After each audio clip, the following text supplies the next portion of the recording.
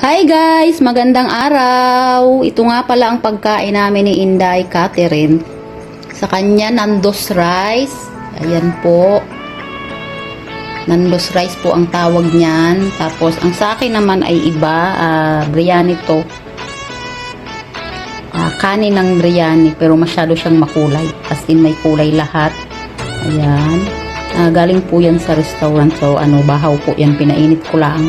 Ayan. Tapos, ang ulam namin ay ito. Iba't ibang klaseng gulay. Halo-halo. May okra, may kalabasa, may cauliflower, may talong, may malunggay, at kung ano-ano pa yan, mga kainday.